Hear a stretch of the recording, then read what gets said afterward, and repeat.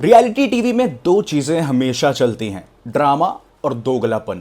और अब दोनों को अल्टीमेट फ्यूजन लेकर आ गया है एक साथ एक शो में जिसका नाम है राइज एंड फॉल। तो पहले ही और सी के बारे में बताओ। लड़का और लड़की। लड़का और लड़की। ही मतलब लड़का, सी मतलब लड़की। तो मैंने उनको भी कल बोला कि तुम ही हो ना। हाँ। और 30 सेकंड चुप रह के भी पवन सिंह टीवी पे दिखेगा ना तो टीआरपी 30 सेकंड का ही ज्यादा आएगा। पहले ही डायलॉग में अश्नीर बोलते हैं, पैसा बोलता है लेकिन पावर चिल्लाता है। पैसा बोलता है पर पावर। वाह भाई, पैसा भी बोल रहा है और पावर भी चिल्ला रही है। बस एक प्रॉब्लम है, ऑडियंस ने भी पहला एपिसोड देखने के बाद ये बोला कि भाई ये सब चिल्ला चिल्ला के दोगलापन ही लग रहा है। ये सब दोगलापन है, मैं तेरा दोगलापन उतारता हूँ अब। और सबसे बड़ी बात, जहां सलमान खान बिग बॉस में कंटेस्टेंट्स को डांट कर, समझा कर और एंटरटेन करके शो का सोल बन जाते हैं लाइक अ बिग ब्रदर। आपके इमोशंस और इनके इमोशंस कंटेंट को क्या मैं ये कंटेंट के लिए कर रहा हूँ? मैं भाड़ में गया। वहां अश्नीर ग्रोवर खुद ही अनाउंस कर देते हैं पहले एपिसोड में ही कि मैं होस्ट हूं, दोस्त नहीं। मतलब भाई, अगर होस्ट ही होस्ट नहीं है तो फिर हम ऑडियंस किसको देखेंगे? कुर्सी, लिफ्ट या रेड रूम का बल्ब? अब इस शो के कॉन्सेप्ट पे आते हैं। 2013 में बिग बॉस 7 ने इंट्रोड्यूस किया था एक कॉन्सेप्ट, हेवन वर्सेस हेल। एक तरफ लग्जरी, दूसरी तरफ डिप्रिविएशन। और वही फॉर्मूला आज फिर से धोकर, थोड़ा सा पॉलिश करके, मिर्च मसाला लगा के राइज एंड फॉल जैसे शो में सर्व किया गया है। यहाँ पे एक तरफ रूलर्स हैं जो रहते हैं पेंट हाउस में 38 लाख के साथ, फुल लग्जरी लाइफ। और दूसरी तरफ है वर्कर्स, उनके लिए बेसमेंट का टॉर्चर चैम्बर तैयार है। मतलब बिग बॉस में था कंफर्ट वर्सेस डिस्कंफर्ट और यहाँ है पावर वर्सेस सर्वाइवल। तो दोस्तों, एक तरफ से कह सकते हैं कि ये बिग बॉस का मौसेरा भाई या बहनी है ये शो। बस डिफरेंस ये है कि बिग बॉस में भी कंटेस्टेंट्स खुद डिसाइड करते थे कि उनका गेम कैसे चलेगा और यहाँ रूलर्स लिटरली कंट्रोल करते हैं सारे रिसोर्सेस। वर्कर्स को स्ट्रेटेजाइज करना पड़ता है कैसे हम ऊपर आए इस जगह से। दोस्तों, बिग बॉस का मसाला हमेशा रहा है फाइट्स, फ्रेंडशिप, रोमांसेस और कंट्रोवर्सीज।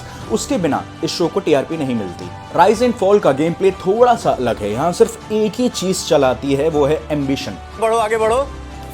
अरे दरवाजा कुछ है ही नहीं।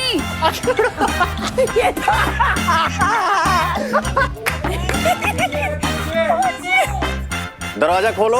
वर्कर्स टास्क जीत कर ही रूलर्स को डिथ्रोन कर सकते हैं और रूलर्स अपनी कुर्सी बचाने के लिए हर ट्रिक यूज करते हैं, जैसे साम दाम दंड भेद, मैनिपुलेशन, जजमेंट और फुल पावर प्ले।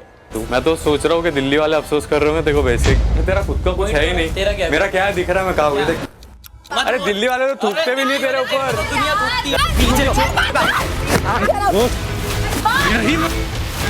इस शो का सेलिब्रिटी लाइनअप भी काफी हैवी है। लगता है खूब पैसा खर्च किया है प्रोड्यूसर्स ने।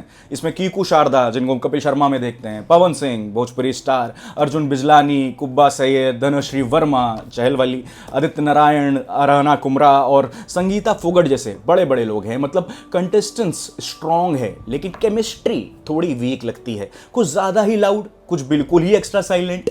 मतलब रिजल्ट ऐसा बन जाता है कि एंटरटेनमेंट का बैलेंस थोड़ा डगमगा जाता है, वो साइकिल चल नहीं पाती है। सुना क्या? ये भी मेरी गलती है। नहीं भाई, मेरी गलती है। नहीं, मेरी गलती है। नहीं बाबा, नहीं मेरी गलती है यार। बिग बॉस और सलमान खान एक दूसरे के बिना सोचना मुश्किल है। सलमान सिर्फ होस्ट नहीं, वो जज भी हैं, बिग ब्रदर भी हैं, कभी कभी थेरेपिस्ट भी हैं, कभी कभी पेलते भी हैं। वो कंटेस्टेंट को डांट कर टीआरपी बनाते हैं और उनकी आंख पोंछ कर सिंपैथी भी जनरेट कर देते हैं। और हमको पता है कि सल्लू भाई और अश्नीर कितने अच्छे दोस्त हैं, उनकी क्लास लगाई गई थी। आपको मेरे बारे में कहते हुए सुना है कुछ? मेरी तो आपसे कभी मुलाकात हुई नहीं कि मेरे टीम ने बोला कि भिंडी खरीदने आए हो क्या? ये तो कभी हमारी टीम यूज ही नहीं करती।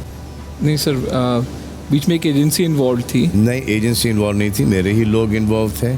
और फिर आपने कहा कि हमने तो इसको इतने में साइन कर लिया, उतने में साइन कर लिया, सब फिगर्स भी आपने गलत दे दिया। तो फिर ये दोगलापन क्या?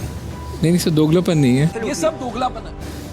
दोगलापन ही हुआ ना, क्योंकि ये कॉन्वर्सेशन मेरी और आपकी मुलाकात भी नहीं। तो क्या लगता है, रिटेलिएशन में ये शो बनाया गया है? ऑडियंस को लगा वो एक पावर एक्सपेरिमेंट देख रहे हैं, रियलिटी शो नहीं। और जब कंटेस्टेंट्स फाइट कर रहे थे तो अश्नीर खुद ही कंफ्यूज और अनकंफर्टेबल लग रहे थे कि ये क्या हो रहा है, मुझे कहाँ ले आए। वो ब्रीफ केस। अब मेरे मन में एक सवाल है, मेरे को एक जवाब चाहिए। भाई यहाँ पे क्या हो रहा भाई? ये कहाँ फंस गया भाई मैं। पर ऐसा नहीं है यार कि सब कुछ बुरा ही बुरा है। अब थोड़ी तारीफ भी कर लेते हैं, प्रोज भी दिखा देता हूं आपको। राइज एंड फॉल के टास्क जेन्युइनली थोड़े फ्रेश लगते हैं, नए नए कंपेयर टू बिग बॉस के रिसाइकिल टास्क, क्योंकि इतने सीजन बन चुके हैं। Structured money and power system देखने लायक है और कंटेस्टेंट्स का स्ट्रैटेजी मेकिंग एंगल भी बहुत अच्छा है। बिग बॉस की तरह नहीं कि बिग बॉस मुझे हर्ट हो रहा है, हर्ट हो रहा है, बिग बॉस मुझे हर्ट हो रहा है, हर्ट हो रहा है, मुझे हर्ट हो रहा है, हर्ट हो रहा है। दोस्तों सबसे बड़ा प्लस पॉइंट है ये स्क्रिप्टेड नहीं लगता ये शो।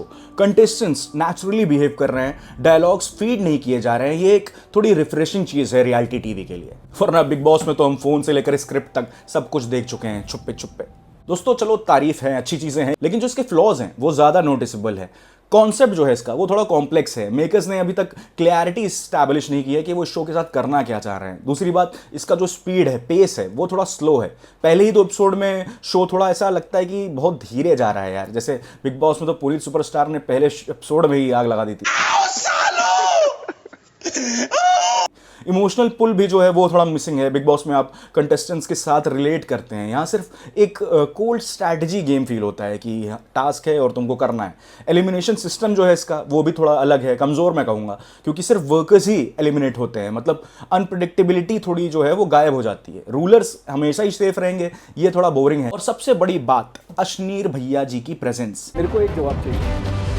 बंदा जो शार्क टैंक में सैवेज और इंटरटेनिंग लगता था, यहाँ वो थोड़ा डल और ऑकवर्ड लग रहा है। शायद क्योंकि ये इनका फोटे नहीं है, ये रियलिटी टीवी है, ये कोई बिजनेस स्ट्रैटेजी वाली चीज नहीं है जिसके एक्सपर्ट है। तो वर्डिक्ट सिंपल है, राइज एंड फॉल एक पावर प्ले एक्सपेरिमेंट है और big boss emotional driven reality show है जिसमें स्टंट्स भी हैं, टास्क भी है, एलिमिनेशन भी है, इमोशन भी है और पॉलिश सेटअप है। कंटेस्टेंट स्ट्रांग है, टास्क इनोवेटिव है, लेकिन वो ड्रामा जिसके लिए जनता मरती है, वो इमोशनल कनेक्शन, वो अनप्रेडिक्टेबिलिटी जो बिग बॉस को एक कल्ट बना देता है। और सबसे बड़ी बात, सलमान खान, वो यहां मिसिंग है।